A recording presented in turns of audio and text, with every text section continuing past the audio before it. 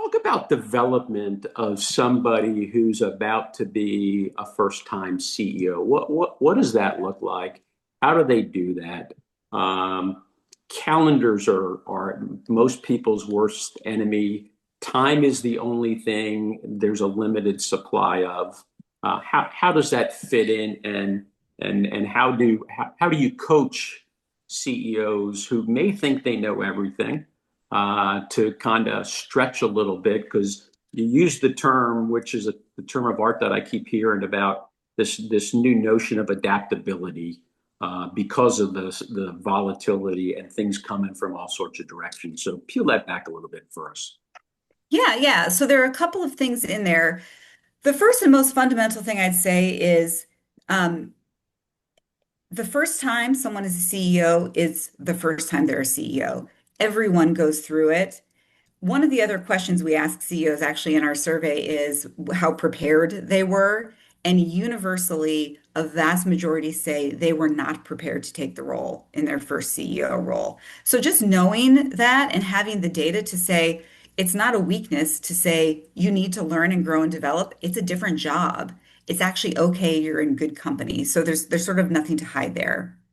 From a timing perspective, there's a very, very short window leading up to the appointment of CEO and then being in the seat that someone has to get themselves ready and to demonstrate positive momentum. It is a narrow window.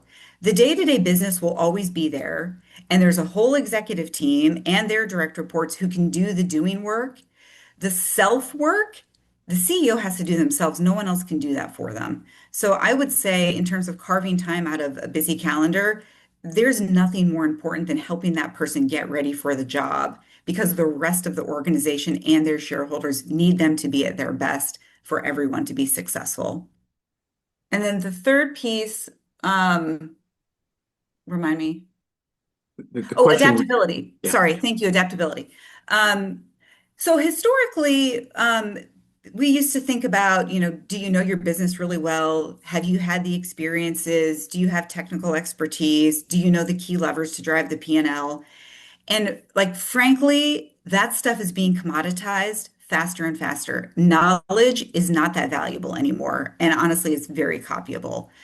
The stuff that's harder is, can you adapt? Can you sort of see what's coming before it gets there? Can you pivot? Can you learn new skills? Can you engage your team in a new vision? Those personal things and kind of the elements of how we think and work and how we create are unique and cannot be commoditized.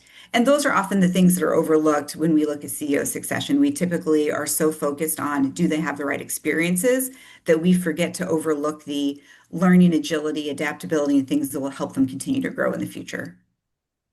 Heather, the paper that Egon Zehnder recently released that you shared with us the other day, it talked about a key requirement of today's CEO is not only the things that you just talked about, but helping their team manage and adapt in that same day-to-day environment. How are you seeing them doing that? How do you stretch that out so the whole organization doesn't feel overwhelmed by headlines and pressures, whatever they may be, whether it's a war here, a war there, tariffs here, tariffs there, cybersecurity incidents, economic conditions, all of the things that are flying at people day in and day out.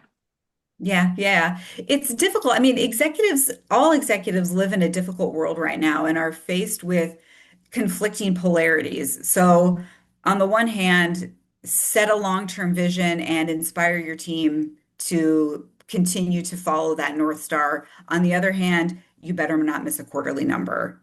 On the one hand, be human and bring your full authentic self to work. But on the other hand, be scripted because everything you say and post and write is public. So you have to be careful in a way that executives didn't have to be before. And that's part of the kind of the humanness and embracing the humanness in our leaders and giving them a space to truly be themselves, but at the same time recognizing that there are sort of practical guardrails around that. So how, as a board, how you all can help are in a couple of ways. One is be in a safe space. And we like to think about the boardroom as being a safe space, but not a soft space. So safe in that you can have open conversations, you can challenge each other, you can be candid about the challenges facing ahead and the risks without the executive team feeling like they're under the microscope or there's going to be retribution down the road. But that doesn't mean it needs to be a soft space because, of course, you're still accountable for representing shareholders and holding management accountable. So, kind of creating that balance is a really important role that the board can play. Another important role is on development planning. So, interestingly, and we've seen this over time with pretty much every company in every sector all around the world, there's an inverse relationship between someone's seniority and the quality and frequency of feedback they receive. So the more senior you get, typically the less feedback you get, and actually the less helpful it is because it tends to be more about the what. So, did you hit your number? And less about the how. And like your executives know if they miss their number for the quarter, they don't need you to come and tell them that, but they do need to hear your team thinks you're micromanaging, or you're not connected with the front line, or the board would like you to consider taking more risks, or spending less time presenting to us in PowerPoint, hypothetically, and more time Mhm. actually in strategic conversations. And that's feedback that's actually helpful and valuable. The other piece of feedback that I would offer is the mix of feedback, the more senior someone gets, tends to skew more constructive and they get less and less positive reinforcement. And so, building into your communication cadences with your management teams about what is working and what's going well as what we could do better next time, the more you're able to do that frequently. For example, after every board meeting, what if your chair called the CEO and your audit chair called the CFO and your comp chair called the CHRO, just for like a friendly debrief? What went well and what didn't go well? And what if it was your job to just listen? Great. One of the reasons I would assert that CEOs are going to their peers before they're going to their boards for input and feedback on what's happening in the world and what challenges lay ahead is they have very few opportunities to just talk and be heard. They're being talked at all the time and asked for decisions all the time. And what a nice, safe space you can create by just sometimes being a good listener. Heather, one of the things that you mentioned that I'll come back to for the last question for you before we move to Eric, but and it's some of the themes here about, safe but not soft space, listening, engaging, positive reinforcement and constructive reinforcement. Yeah, if your CEO doesn't know that they missed the numbers, or you better be on the succession planning side, not the reinforcing side. But talk about culture and how do you make that come alive, and how important is that in today's world where so much stuff is changing?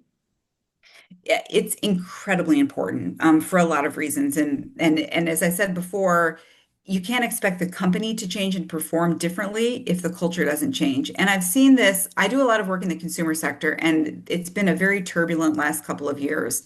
And I've seen this with some of my clients where the leadership team gets together and says, we're going to change the culture, we're going to operate differently.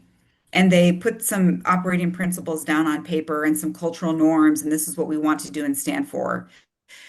But if it doesn't trickle down to the organization and how things actually operate, nothing changes. So a very common example is we want to move more quickly. We want to be agile. We want to be more innovative, but they're not changing sort of the guts of the company and where the layers, where do decisions lie, what processes and approvals do we need, and how can you possibly expect to move faster if nothing that happens under the surface changes?